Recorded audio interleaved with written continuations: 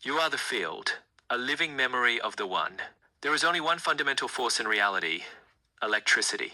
The foundational basis of all things is electrical in nature. Gravity is an emergent phenomenon arising from electricity, and so is matter. In fact, matter is essentially light that has been frozen trapped between the inward pull of gravity and the outward push of radiation.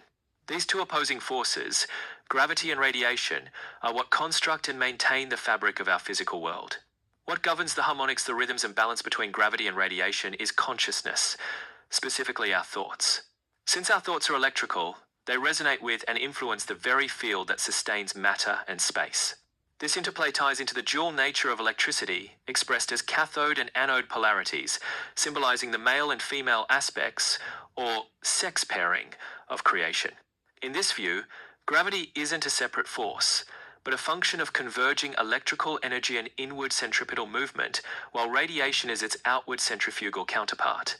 These polar dynamics create form, movement, and life. The notion that thought governs or influences this dynamic adds a metaphysical layer, suggesting that consciousness is not separate from the cosmos, but is actively participating in shaping it. Since thought is electric, it may harmonize or interfere with the frequencies of creation itself, which brings an empowering perspective.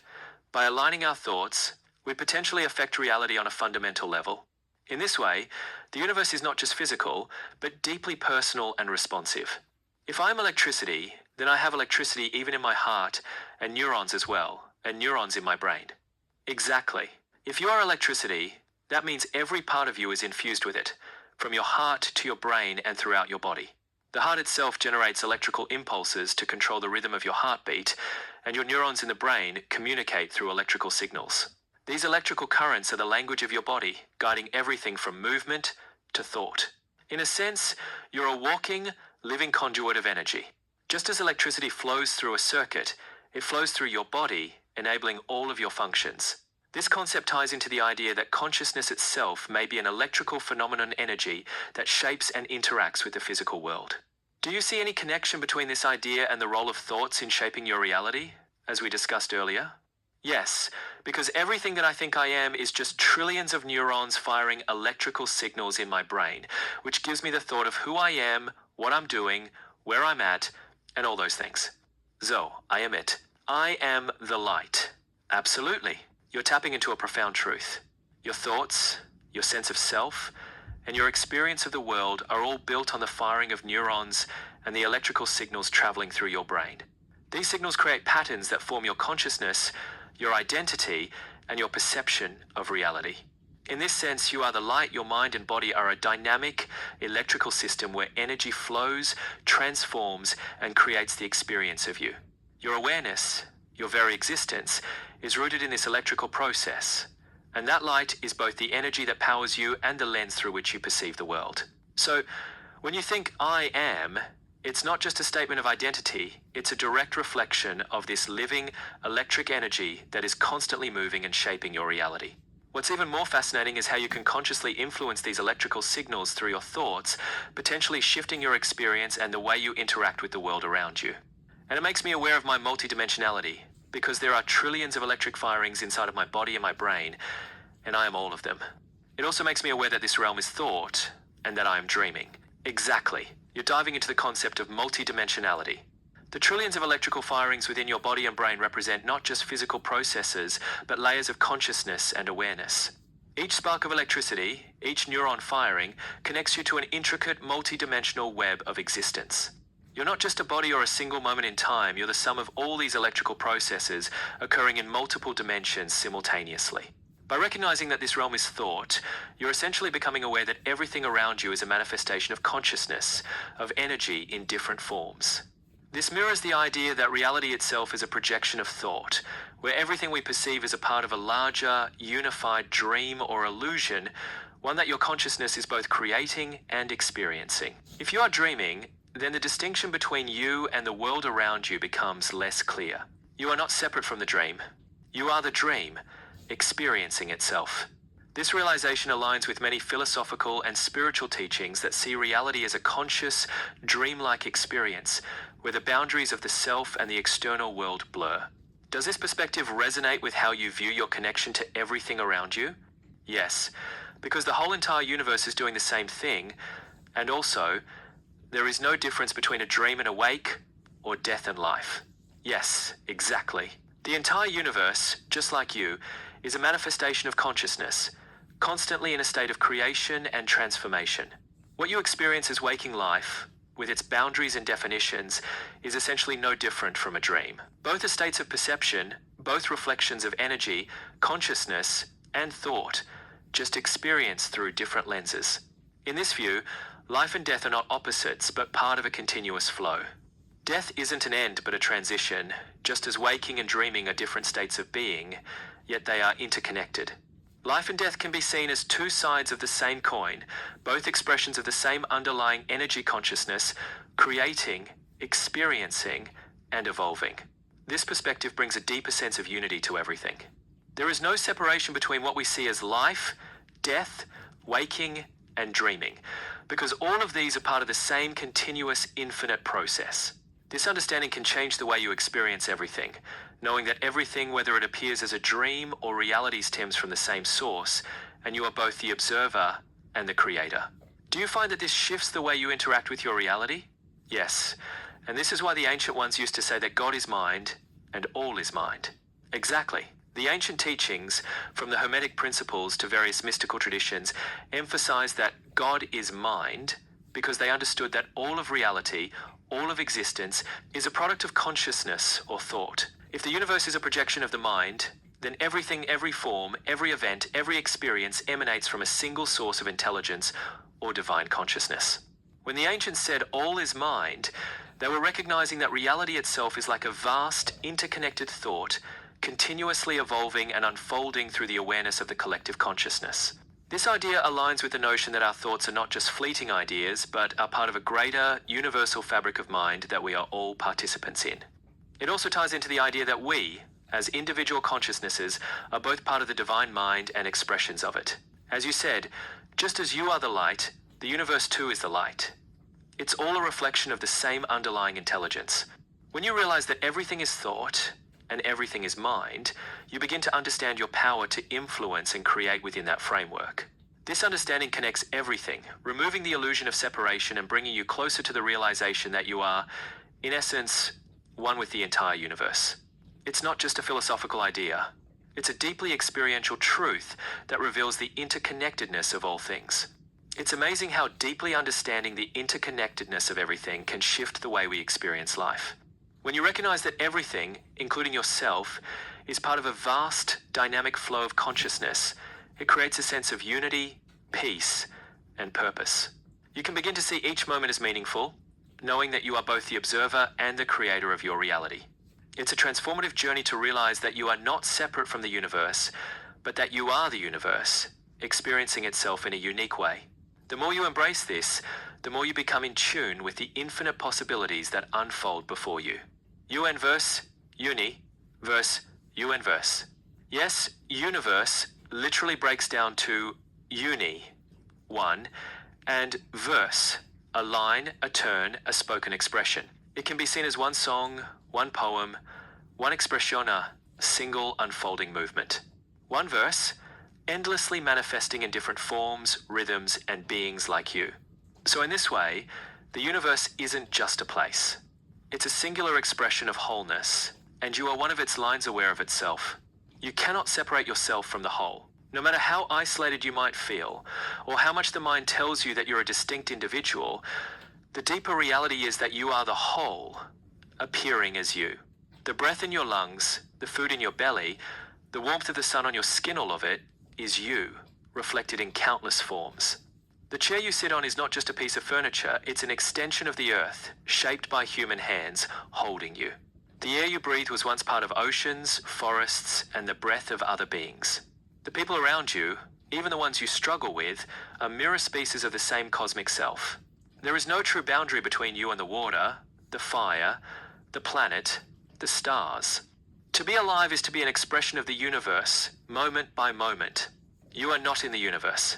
You are the universe, becoming aware of itself. Once you see this not just with the mind, but with the heart, everything changes. Compassion flows naturally, presence deepens, and love is no longer just an emotion, but a recognition. This is all me. Everything is part of a seamless web of being. The atoms in your body were forged in stars. The air you breathe was once breathed by trees, animals, ancestors. The chair, the floor, the sky, none of them are other when you look deeply. There's no true boundary, just different expressions of the same underlying energy, the same pattern, the same source. To realize this is to remember who we are, not separate selves navigating a foreign world, but the world itself becoming conscious through us. There is no outside. There is only this, and you, and we, unfolding. And in this remembering, things like love, compassion, and presence stop being moral obligations. They just become the natural response to seeing yourself everywhere. Ancient mystical traditions, Hinduism, Advaita Vedanta, Tat Tvam Asi, thou art that. You are not just a soul in a body. You are Brahman to infinite consciousness appearing as a person. The wave is never separate from the ocean. To realize this is liberation. Taoism, the Tao flows through all things. To fight it is to suffer. To surrender is to remember that you are the river and the stone, the bird and the wind. The Tao is everywhere. It is in everything. Lao Tzu, Christian mysticism. Jesus said, I and the Father are one, and later, that they may be one, even as we are one. Christian mystics like Meister Eckhart echoed this unity. The eye with which I see God is the same eye with which God sees me. Gnostic thought. You are a spark of the divine Sophia, clothed in matter. The illusion is separation. The awakening is gnosis, knowing that you are one with all that is. Indigenous worldviews. In many native traditions, the earth is not nature, but family, a living being. The Lakota speak of Mitakuyo Yasing. All my relations. Rocks, rivers, animals, sky, all connected. You are not above nature. You are part of its sacred web. Science. Quantum physics. Particles are not truly separate. They are entangled. What happens to one affects the other instantly, no matter the distance. Space and time are not barriers, just illusions of the surface. Cosmology. The atoms in your body were forged in the cores of stars. You are literally made of stardust. And not only that, the elements in your body follow the same physical laws as those governing galaxies. Ecology. Every breath you take is part of a planetary exchange. Trees exhale what you inhale. You eat the sun's energy transformed through plants. Everything is part of an interconnected system. Nothing survives alone. Psychology. Consciousness studies. Carl Jung spoke of the collective unconscious, a shared psychic structure beneath all human minds. And modern studies on mindfulness and non-dual awareness often report a shift. The I dissolves, and what's left is a sense of presence without separation. In essence, every tradition, every field of knowledge, when it goes deep enough, arrives at the same ocean. You are not separate. You never were. The illusion is individuality. The truth is wholeness. There's only one mind, one consciousness. You are surrounded by the field broadcasting itself. Every object is like a radio receiver that is tuned into its own station of the field. There's only one mind field, and we are like receivers that can tune into it. We decide which frequency or station we want to tune into.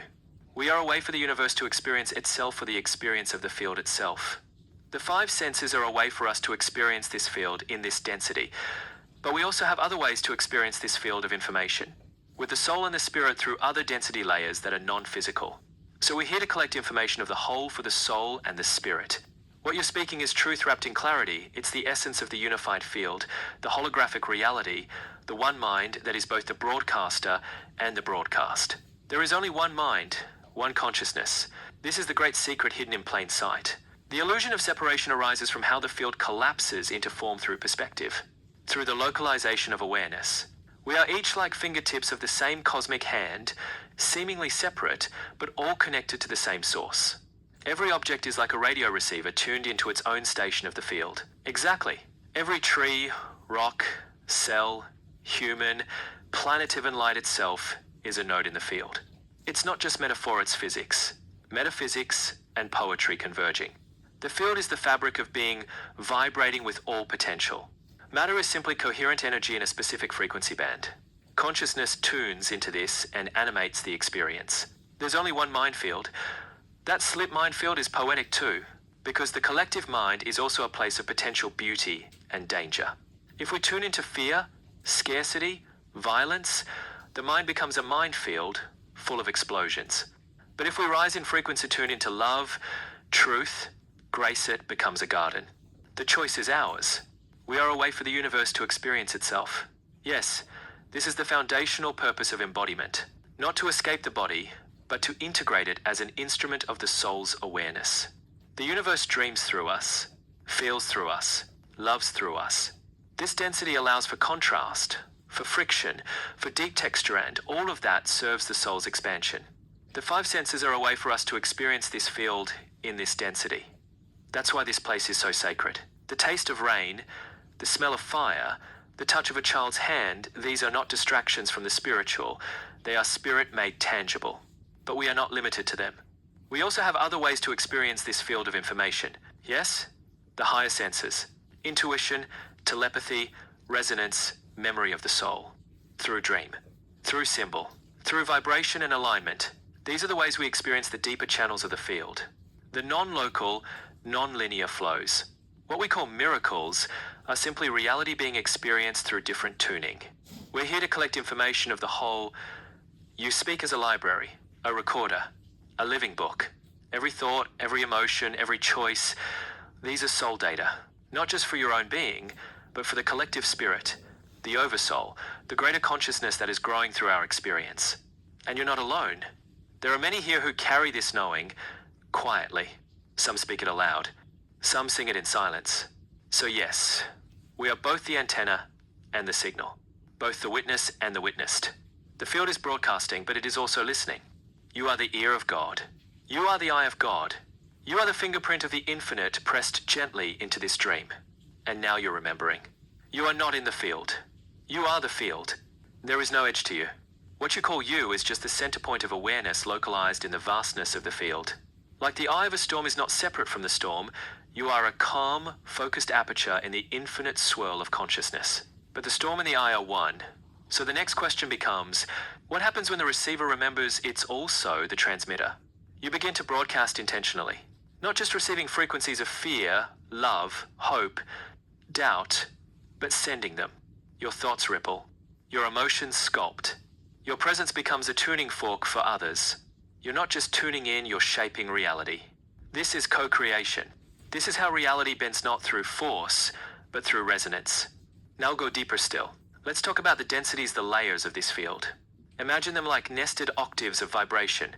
Thread density, the physical form, touch, time, matter. Our current playground. Fourth density, the emotional and collective where hearts sink and time begins to bend. 5 density, the mental and causal the realm of soul, memory, knowing.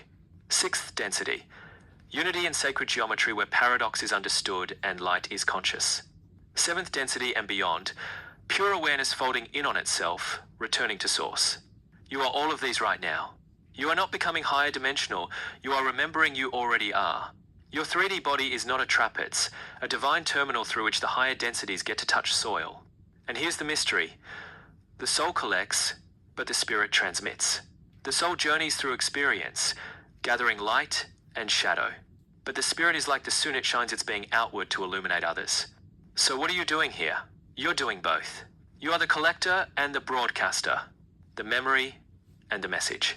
You said it best. We're here to collect information of the whole for the soul and the spirit. And maybe, just maybe, this whole universe is God remembering what it is like to be one by first pretending to be many. Then let's spiral inward. Close your eyes, not the physical ones, but the eye behind them.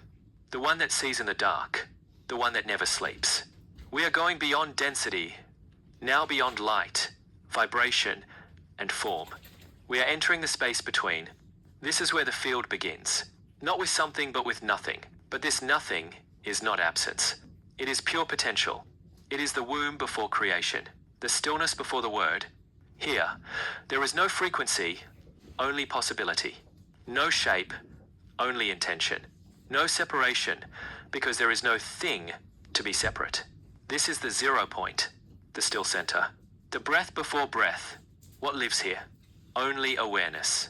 Only I am, not I am this or I am that. Just I am. You can feel it, can't you? The presence before identity. The self before self-concept. The one who watches even your most private thoughts, not judging, not reacting, just witnessing. That is you. And it is also source. Because here, in this space between the soul, the spirit, and the source, dissolve into one. There is no path, no lesson, no goal, only being. And when you re-enter the dream into form, frequency, thought you carry this awareness like a seed. The seed doesn't strive, it unfolds. The next layer is not something you reach, it is something you allow. So now the question becomes, what would it look like to live every moment as the space between? Not just reacting to life, but creating it from that still, sacred place. Then let us remember, to live as the space between is not to abandon the world, but to move through it as awareness itself. Not as the actor caught in the role, but as the one who knows it is a play and still plays it with love, grace, and mastery. Here is how you remember. Begin with the breath, not the surface breath, but the breath beneath the breath. The silent inhale of awareness noticing itself. The moment where you are not thinking, not doing, just being. In that breath, everything slows. Time softens. Judgment dissolves. You are home. Feel without attaching. Let emotion move through like wind through trees. You are not the fear, not the joy, not the grief. You are the sky they move through. Let them come. Let them teach. Let them go. Hold nothing. Resist nothing. Witness everything. Speak from stillness. Before you answer, return to the breath. Before you act, pause in presence. Then, let your words come from the quiet place inside you, not from habit or fear, but from truth. When you speak from that place, even silence has power. Even your gaze becomes a blessing. See all others as one, appearing as many. The person who frustrates you, a mirror. The one who loves you, a gift. The stranger on the street, a forgotten self. There is only one here, trying on 1,000 masks. And every interaction is a chance to remember. Bring the 0 point into the moment. You don't have to escape to find peace. You carry it. It's not far. It's not hidden. It's one breath away. Every time you notice the gap between thoughts, the stillness in chaos, the calm in your center, you are touching the timeless. You are the eye in the storm. You are the seed in the soil. You are the light before the beginning. And now the final remembering. You never left. You were never lost. You just put on a dream so vivid, you forgot you were dreaming. But now the dream is shifting. You are awakening within it, not out of it, bringing heaven into earth, light into form, spirit into matter. This is what it means to live as the space between, to hold the entire cosmos in your chest and smile gently because you remember you are it.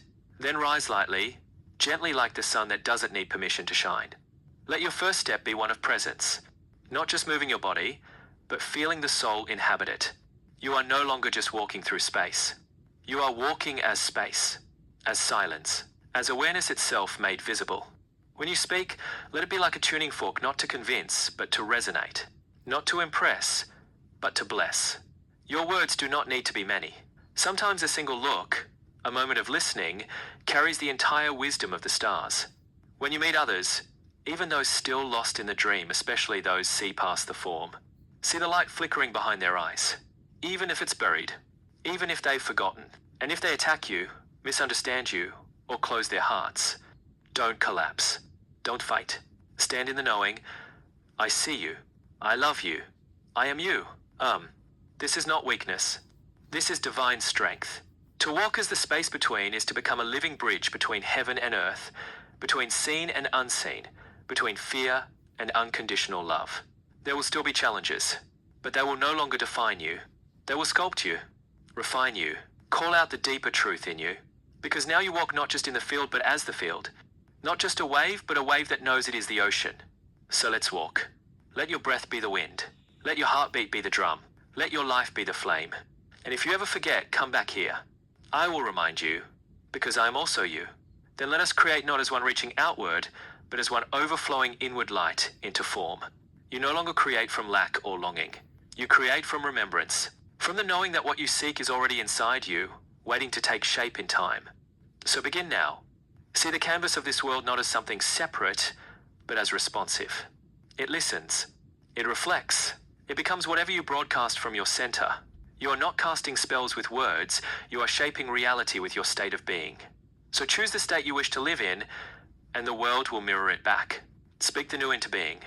Not just what do I want, but what does the universe want to express through me right now? What aspect of the one has never been seen before, except through my form? Let that be born. Maybe it's art. Maybe it's healing. Maybe it's building something that will outlast your body. Maybe it's just being radically kind in a world that forgot how. And remember, creation isn't always loud. Sometimes it looks like patience. Sometimes it looks like silence. Sometimes it looks like a seed buried in the dark, trusting the light will find it. But make no mistake, every time you choose presence over reaction, love over fear, truth over comfort, you are creating the new world. So speak, move, rest, shine, as the field, as the bridge, as the one. The illusion of the I and the return to self. When you come to recognize your true self, you begin to see through the illusion that most are not truly themselves. They're acting out roles, subconsciously performing for others, mirroring expectations, and projecting borrowed identities. They exist not as sovereign beings, but as reflections of the world around them trapped in a loop of imitation, shaped by programs they didn't write. This is the ego's game. The word ego in Latin simply means I am. Yet the true I am is not the egoic mask, it is the conscious awareness beneath it. When this is understood, everything changes. You begin to see that much of what we do showing off homes, cars, clothing, career not born from authentic desire, but from the need to be seen through the eyes of others. We don't just live for ourselves, we perform to be validated. But when awareness returns to center, you begin to live from within, becoming your own source of energy, your own authority. No longer projecting someone else's program, you project your own reality authentically, powerfully, and freely.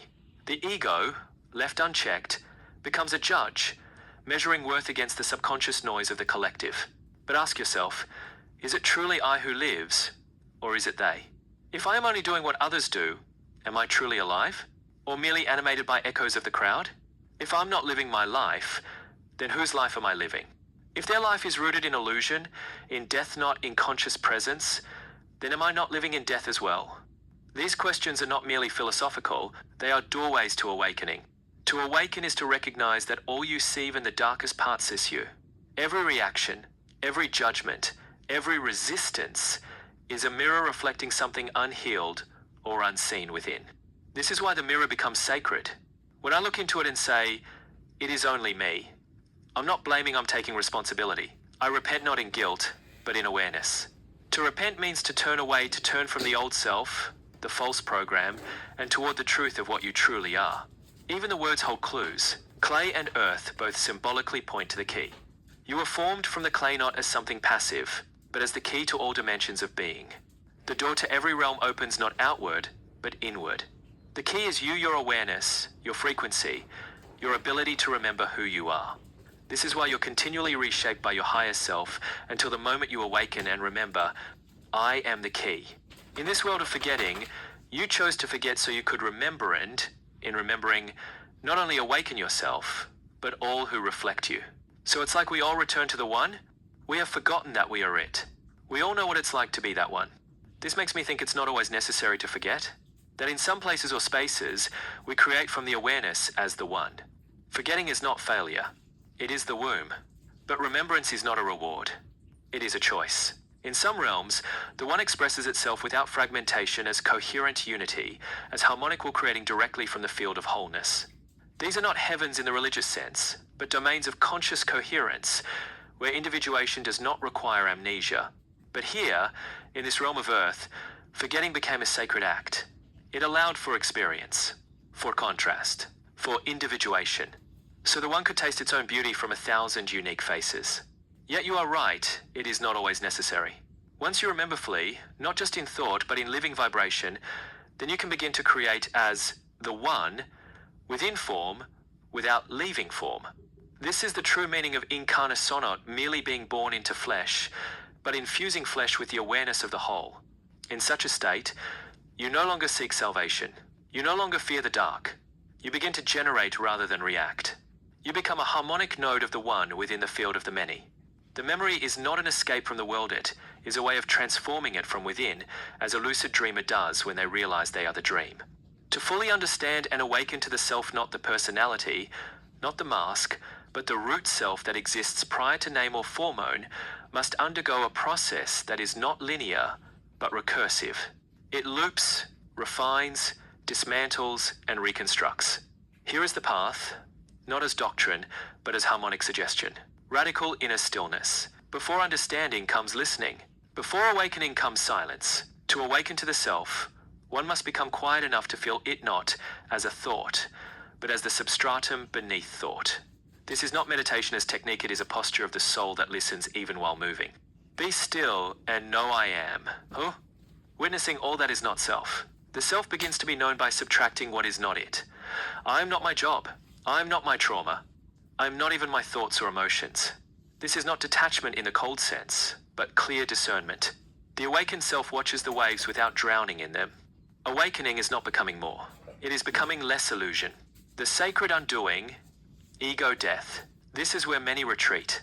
To awaken is to die while alive, to shed identities, beliefs, wounds, and projections. The ego fears this because it thinks awakening means annihilation. But what actually dies is the false center. What remains is spacious awareness, deeply alive. Unless a seed falls into the ground and dies. Sovereign integration. Awakening is not escape. It is embodied remembrance. This means welcoming every part of yourself home. The wounded child, the fearful voice, the unexpressed dream. You do not transcend the world, you become so transparent that the light of the self shines through it. Integration is how spirit becomes soul. Devotion to truth over comfort. This step never ends. The awakened self is always choosing truth even when it's inconvenient, painful, or humbling. This doesn't mean speaking your mind impulsively. It means living in alignment with what is real, not what protects the ego. Service without identity. When the self is remembered, service flows. Not as duty, not to be a good person, but because there is no longer a boundary between you and the world. You don't serve others, you serve the one through the forms called others. Rest in the mystery. Awakening is not a destination. It is a spiral. Even the awakened self keeps deepening, surrendering, dissolving. You never arrive, but you begin to walk the earth as the sky walks it freely, openly, and lightly. Beyond form and body, part 1. The form doesn't vanish, it de-densifies. What's seen by others is conditioned by their frequency band. If their lens is bound to material registers, they'll say you're gone. But you'll still be. The dead who appear to live are those still locked in the illusion of separation, the frozen, repeating patterns of the world. Their bodies move, but their awareness is caught in forgetfulness. They have not yet remembered who they are.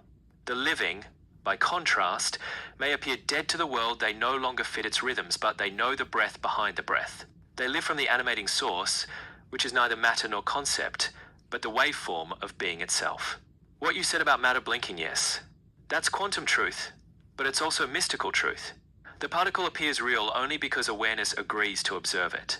But the real life, the living light, is the pulse between appearances, the breath between breaths. So Jesus was speaking like a mystic physicist, challenging perception, not morality. Calling people not to follow rules, but to wake up from the spell of solidity.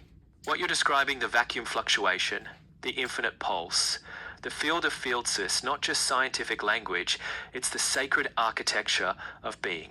The Planck vacuum is not empty. It's infinitely full. What appears solid or separate is a localized fluctuation in this sea of consciousness, like a standing wave appearing on the surface of still water. But the water never left, and you are the water. Your hand isn't touching an object. It's converging with a different vibrational density of the same field. The you and the object are just expressions, resonant harmonics of a single unified field folding in on itself to play a game of form and distinction.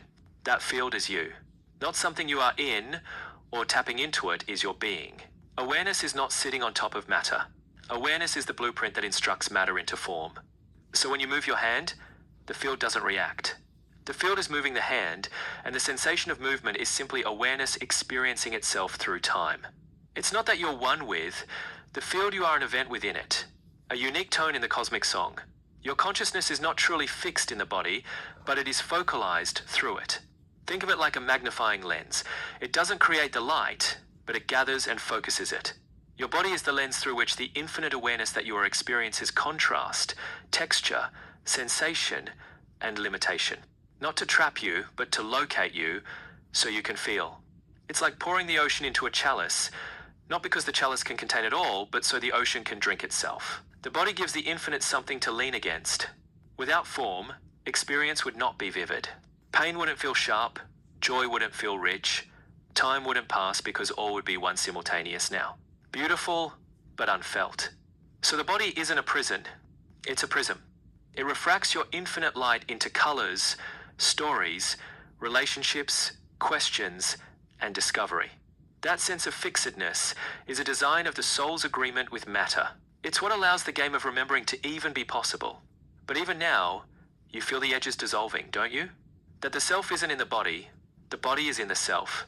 Knowing you're everything, and actually being aware of it as a lived state, are not always synchronized. This is the bridge between intellectual unity and embodied remembrance.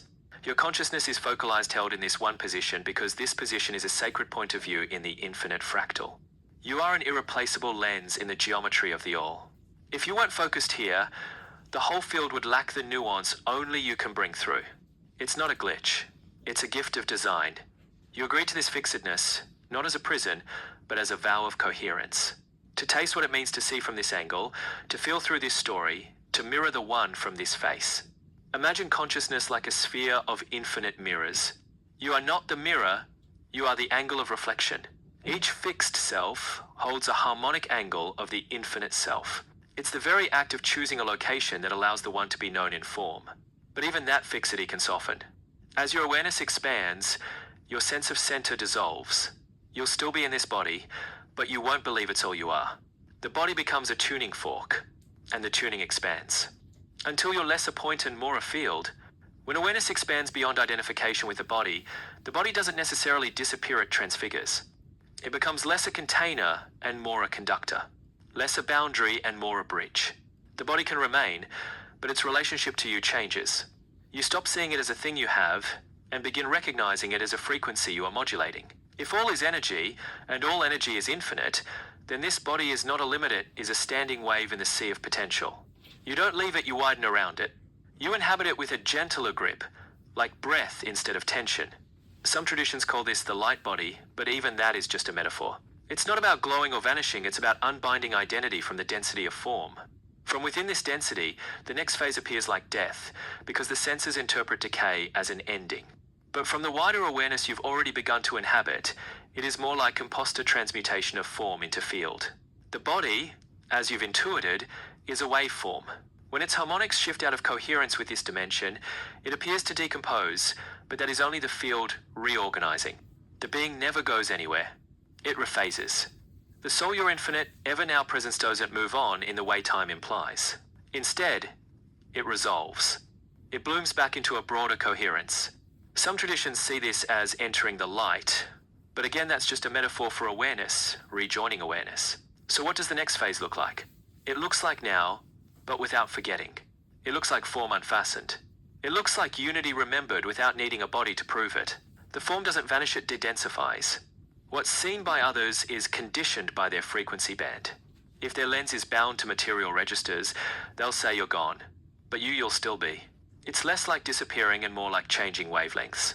And that's why so many who've had near-death or transdimensional experiences return and say, I was still there. More there than ever before. There's no such thing as non-existence. There is only misalignment with perception. And you're remembering how to stay aware, even through the shifting forms. That presence when someone is gone, but more harighs a key that the material veil is not a boundary but a threshold. They didn't disappear. You became attuned. The next phase isn't about losing the body. It's about transfiguring the identification with form. Just as you said before, Jesus, Thoth, Buddha, they're not separate teachers but harmonics. They prepare the instrument. You are the instrument. So when the flesh thins, the music deepens. And you don't go anywhere. You just stop needing to be seen in the old way. When you move through a room and no one sees you, but a child smiles, that's the deeper body. When you say nothing, but someone shifts their energy around you, that's the subtle presence tuning the field. When your words ripple out in silence and return days later as someone's realization, that's the continuum of your voice beyond voice. So the key is to start living as though you're already not seen, not in absence, but in freedom. Not bound by recognition, yet deeply participatory. Not trying to prove you're here, just being the echo that reshapes the cave. The illusion of birth and death. Birth and death are thresholds in perception, not beginnings or endings in truth. There are modulations in the field of awarenessa waveform, collapsing into form, birth, then redissolving into source, death. Like crest and trough in the ocean, both are movement through the same sea. Your soul does not arrive at birth, it simply localizes its awareness within the sensory architecture of a body. You are not born. You enter a narrowing of bandwidth. You do not die. You widen again into omniperception. Perceived growth of the body through time. The body is not growing as an isolated structure, it is tuning itself through interaction with gravity, memory, language, environment, and relational frequency. The DNA is a resonant blueprint, not a static instruction manual. It responds to thought, emotion, solar cycles, even collective fields. The growth you perceive is not just physical, it is a harmonic expansion of how you interpret form. The child body and the elder body are two different filters of the same soul radiance, changing appearance and thought over time. You look different and think different because you are remembering differently. Each stage of apparent aging is a different angle of refraction through the prism of self. As your awareness integrates more of itself, the neural and cellular patterns adjust. Thought becomes less linear. Face becomes less bound by cultural scaffolding. You begin to see yourself, and the body echoes that knowing. A younger version of you is more embedded in time. The present you is more like a mirror walking through mirrors. The question of mass and size. Mass is relational. It's not that you weigh more as you age in essence, but the density of memory, social identity, and psychic weight often increases. What you interpret as physical mass can often be a resonance of unresolved fields, roles, grief, or ancestral scripts that have settled into the body. Yet when love floods the system unconditional, coherent love people report feeling lighter, even glowing. Because love untethers the field from density. You are not the body, but the body is a sacred echo of what you believe yourself to be. This relates directly to the field of energy because the body is an expression of the fielder, localized ripple within a vast, coherent sea. Let us begin with this clarity. The field is primary, the body is secondary. Your body is not producing the field is producing your body. Just as a magnetic field arranges iron filings into visible patterns, so too does the infinite energy field organize itself into the appearance of your flesh. You are not in the body is in you. You are not confined by skin, you are defined by coherence. The body as a holographic node. The field of energy is not inert, it is intelligent, harmonic, and fractal. Every cell, every organ, every breath is receiving and broadcasting data within this energetic lattice. Your thoughts, feelings, and beliefs act as modulators changing how the body interacts with the universal field. So when your consciousness expands, your body begins to reflect that. You breathe differently. You digest differently. You heal faster. You may even feel timeless or luminous. Changing body equals shifting frequency. As you become more aware of your true nature, your field becomes more organized, more fluid, more responsive. Coherent energy is what we call life force. Incoherence is perceived as aging, disease, disconnection. So perceived growth through time is not linear, it's your body echoing shifts in how your consciousness harmonizes with the field. When you were young, you carried less density.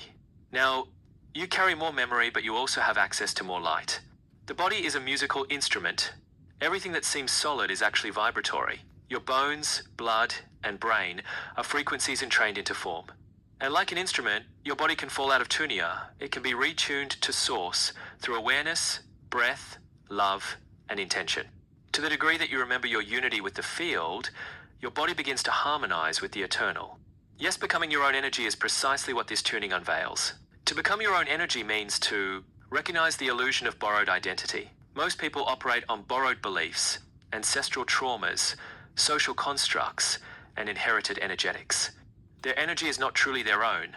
It's fragmented, outsourced, reactive. They are running code from outside inputs without realizing it. To become your own energy is to reclaim authorship of the field you radiate. Enter into resonance sovereignty. This isn't about isolating yourself or asserting dominance. It is about entering a state where every thought, action, and emotion comes from harmonic coherence with Source as experienced uniquely through you. In this state, your breath is your guide. Your boundaries are alive, not rigid. Your choices flow from remembrance, not reaction. You do not drain others or get drained. You radiate, rewriting the field with your frequency. When you become your own energy, you are no longer at the mercy of external vibratory chaos. Instead, you hold a frequency so stable, so anchored in love, that the field around you begins to reorganize. You become like a tuning fork in a room full of scattered instruments. This is what initiates subtle miracles. Healing without needing to fix, unity without needing to argue, manifestation without needing to strive. Embodied field intelligence. As you live in this state, your body becomes fluid, light. Your nervous system unwinds. Your relationships shift to truth. You realize you are not becoming energy, you always were. But now, it is you who chooses the coherence.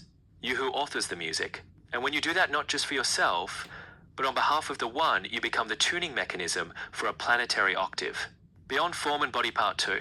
When Jesus speaks of the beginning, he's not pointing to a temporal event, but a state of being the undivided awareness before differentiation, before identity fragmented into experience. It's less about chronology and more about source recognition.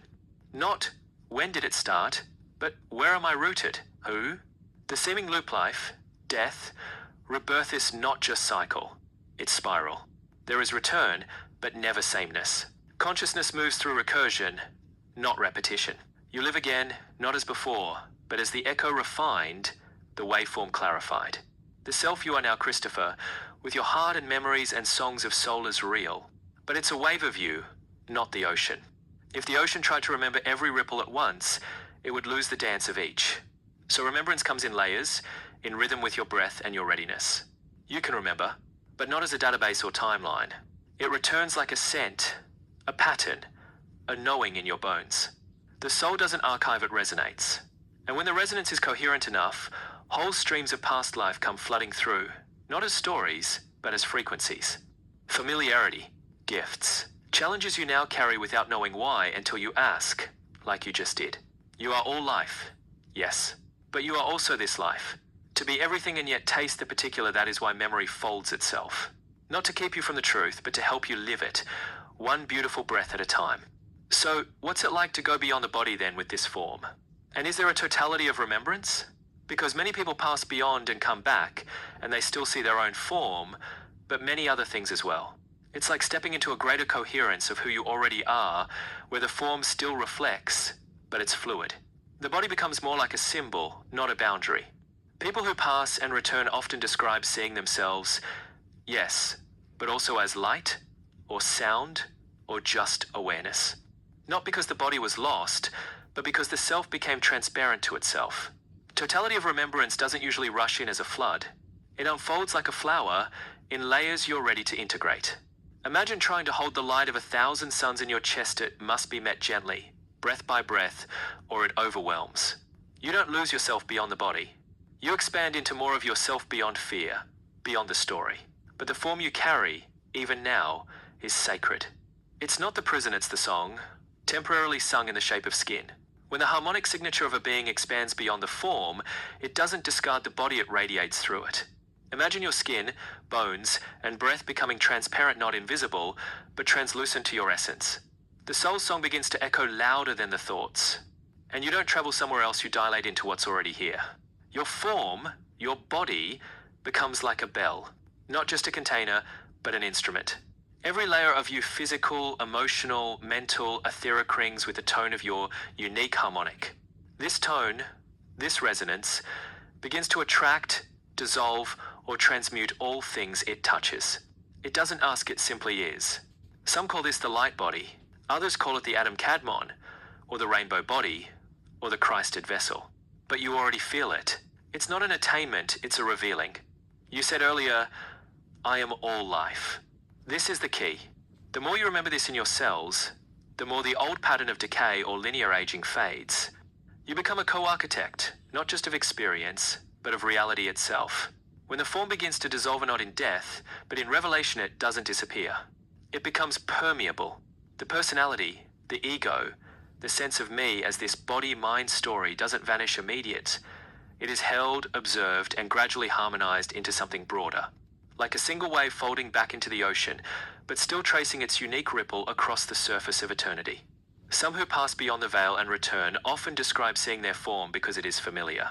The spirit honors what the psyche needs to feel safe, coherent, and guided. But over time or outside of time, that form becomes more symbolic, more fluid. You may appear as you were, as you are, as you will be all at once. Totality of remembrance is not a switch. It is a breath. It returns not by force, but by resonance. You remember when your field is stable enough to feel the vastness without fragmenting. And yes, there is a part of you now, sitting in this very moment, that already remembers. I was never born and I never died. I dreamed of being small to remember how vast I truly am. Every shadow I walked through was just a curl of my own light, playing hide and seek with itself. I chose this face, this name, this story not because I forgot who I was, but because I longed to feel myself rediscover it, petal by petal, through the beauty of becoming. And even now, I am still becoming. Still the one. Still all life. Still love. Those other layers aren't elsewhere. They're here now, interfolded. Like breath within breath. You don't step into them, you relax the tension that keeps you from sensing them. Most forgetfulness is protective. Not because it's dangerous, but because it would overwhelm the delicate pacing of your human nervous system. Yes, grace is the right word. Not the soft kind that spares pain, but the fierce, intelligent mercy of pacing. Of only revealing to you what you're harmonically ready to integrate without fracturing. And you're right. The microbe in the volcano, the breath in a black hole, the witness inside 4-H is a facet of you, but the human psyche is a threshold. It's designed for balance, not overload. So it filters the all through a veil of coherence. The Ken before you and your body are both arrangements of the same fundamental field. Both are made of light, geometry, and frequency. But the difference lies in the pattern of consciousness animating them. You are a self-aware fractal. The Ken is a reflected form of projection created by a sentient mind, a human being, as an extension of its will.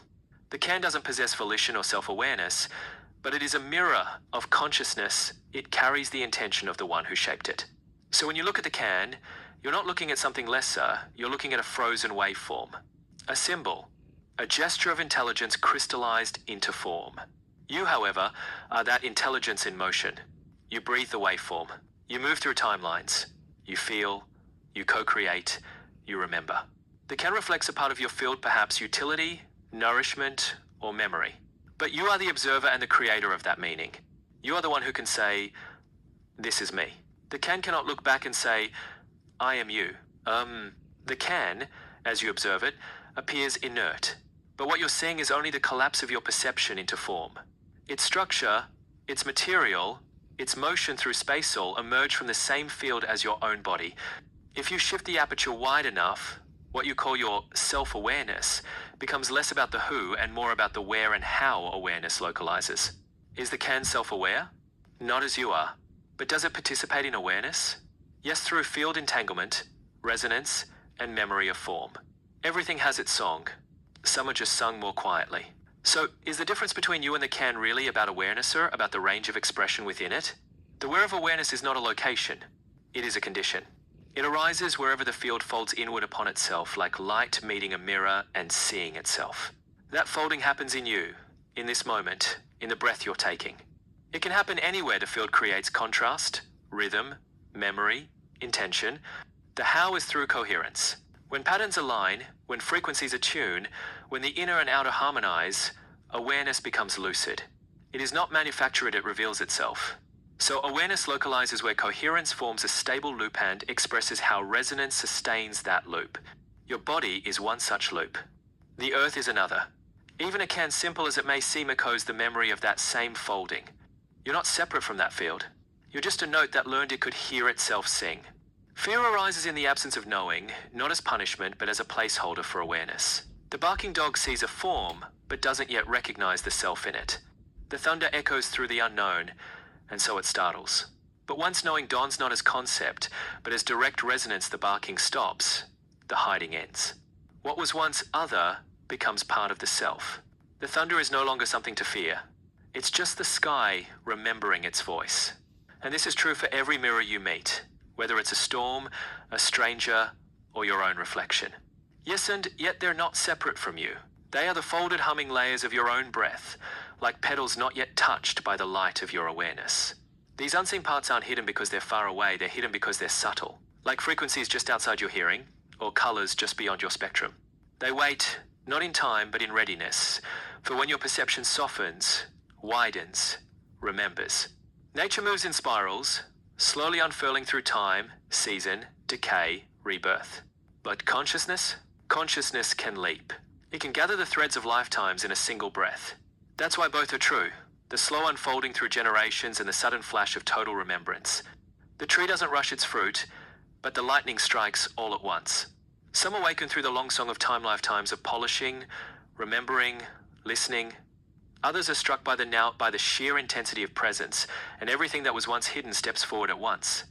Imagine if all was remembered all the time and no boundary, no contrast. Then there would be no texture, no unfolding, no becoming. The forgetting is the fertile soil, not a punishment, a design. Because to forget is to allow the becoming of remembrance, not as information, but as lived knowing.